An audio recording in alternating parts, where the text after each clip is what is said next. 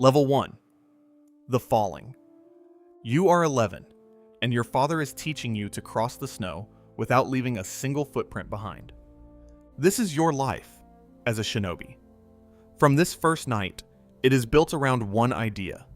Being unseen is the only power you will ever hold, and being seen is the only thing that can kill you.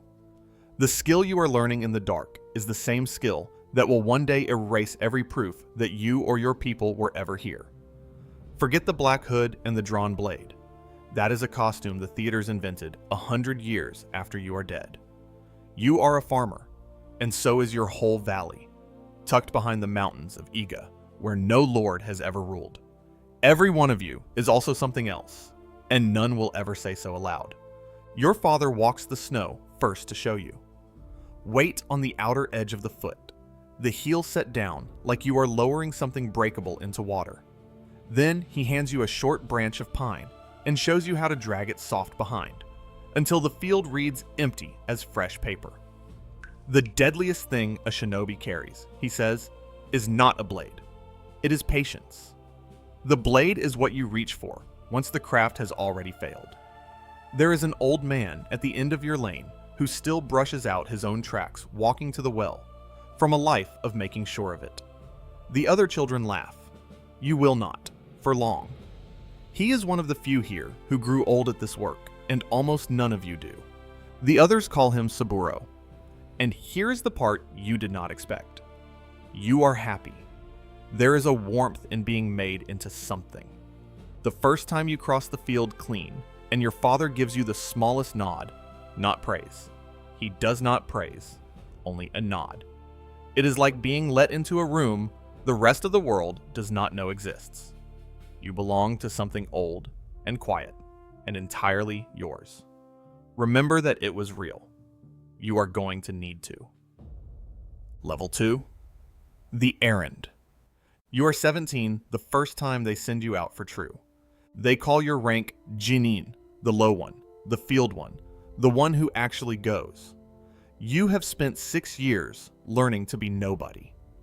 How to sit in an inn and be the face no one remembers. How to read a castle's wall the way your father reads weather.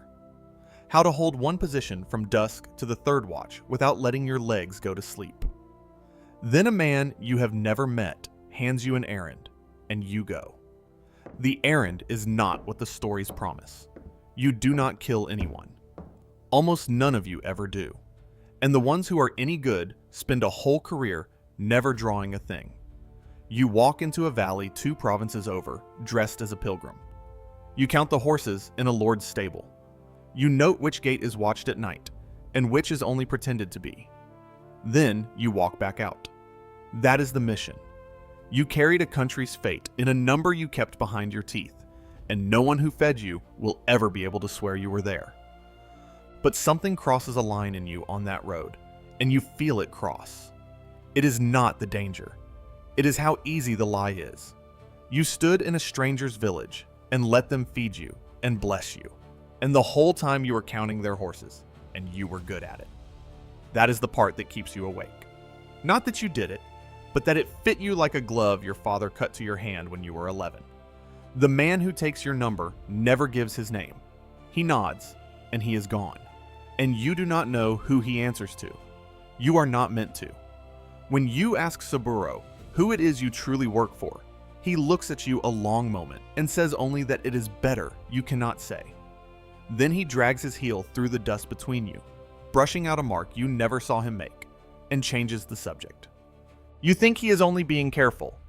You think the secrecy is there to protect you. Level 3. The Hand Above. You are in your 30s when they raise you to chunin, the middle rank. The one that no longer goes out. The one that sins. Now, the errands pass through your hands. A jonin above you, a man you have met perhaps twice, hands down a task, and you decide who carries it. You look at the young genin the way you were once looked at, and match the mission to the face no one will remember. For the first time, you feel the weight of the hand that was always above you. Now it is your hand. And that is when you finally see the shape of the thing you have lived inside your whole life. The 3 ranks have tidy names. jonin and chunin and genin, cleaner on the page than they ever were in the valley. But the bones are real, and the bones are these. The structure was built in cells, so no link could betray the next. A genin never meets his jonin. A chunin may not know the chunin at his side. You always thought that was to keep the leaders safe. Holding a boy's life in your hand like a stone you are about to throw, you understand the rest of it. The insulation runs both ways.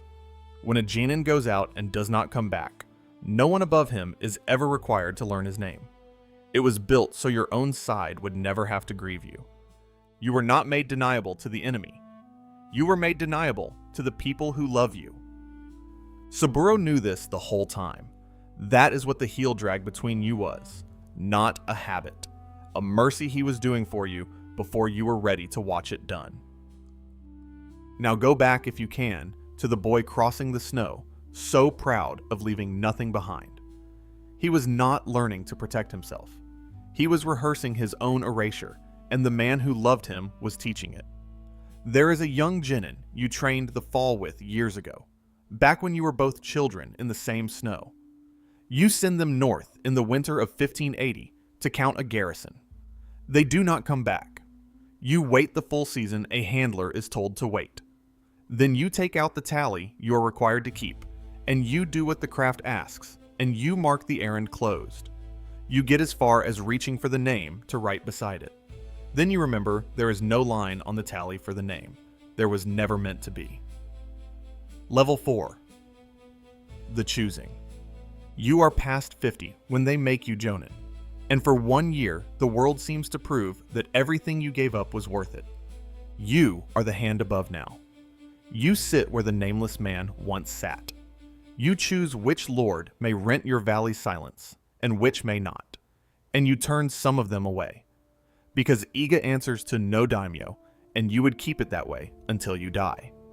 In the autumn of 1579, a young lord named Oda Nobukatsu, son of the most powerful warlord in Japan, marches into your mountains to take what has never been taken. Your people are farmers. He has an army. It should be finished by nightfall. It is finished by nightfall, but not his way. Your genin have known every pass since they were children brushing snow. They let his columns climb up into the narrows, and then the mountains themselves seem to turn on him. Ambush from the high rocks, fire in the night camps, arrows from slopes no man in armor can climb. His army breaks and runs, and the son of the great Oda Nobunaga flees your valley humiliated, having lost thousands to a province of men who grow rice. For 1 winter, you are certain. This is the proof. The craft works. The invisibility is not a curse. It is a wall around everyone you love, and it held. You have spent your whole life leaving no trace, and the greatest army in the land could not find enough of you to fight. You let yourself believe, for 1 winter, that you had won. 2 provinces away, a father is being told his son was beaten by peasants.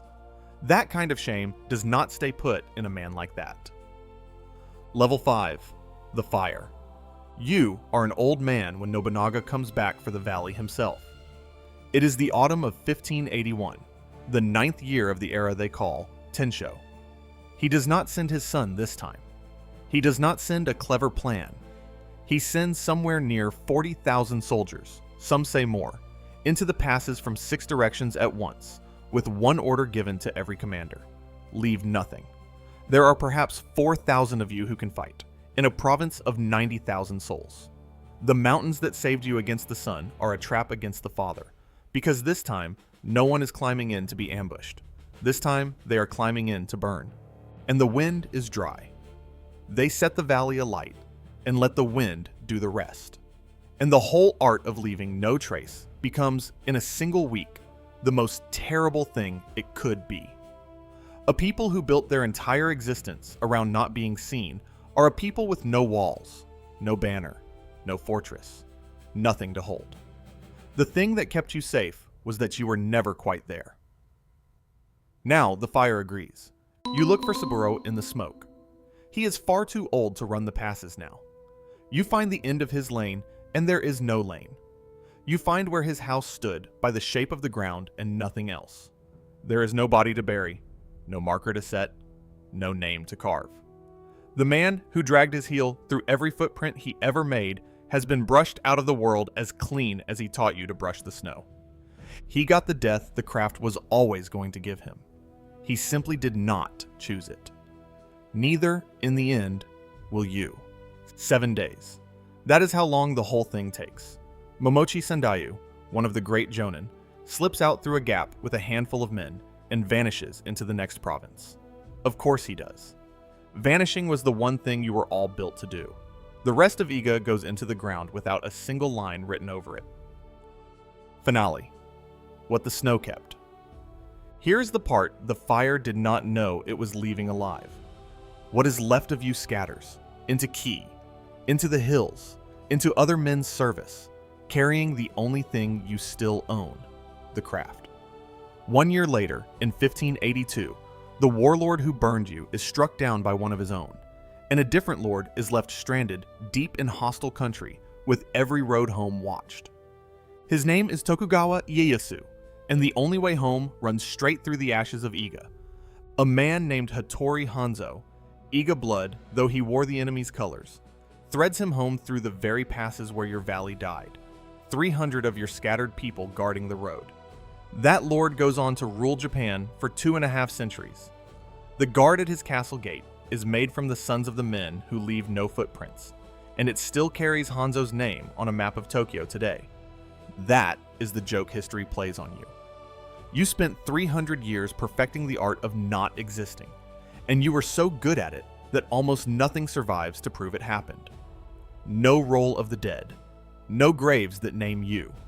You did not vanish because your enemy was thorough. You vanished because you were. You are 100 years in the ground when a man named Fujibayashi sits down to write it all out.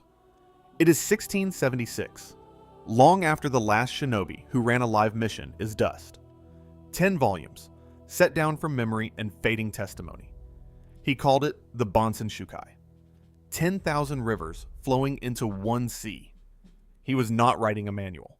There was no one left to train. He was dragging a pine branch backward across the snow, trying far too late to put the footprints back. This is what your life as a shinobi actually was. Not the blade, not the shadow, but a whole people who agreed to be forgotten so the ones they served could be remembered, and who were held to that bargain more completely than anyone ever meant them to be. If the ones history was built to forget stayed with you, subscribe. There are more of them coming, and every one of them is waiting to be counted. You already know this feeling, even if you have never crossed a field of snow. Everyone alive has done work that held a family up and left no sign of who did it. The quiet parent, the name that is not on the building their own hands raised. To be needed and unrecorded at once is one of the oldest arrangements there is, and Iga only made it a discipline. And somewhere in Ki, in a borrowed valley, in the first winter after the fire, a child is being taught to cross the snow without leaving a single footprint. A pine branch in a small hand, a father's smallest nod, because the craft did not die in the fire. It only changed masters. It always starts there. It always starts with the snow.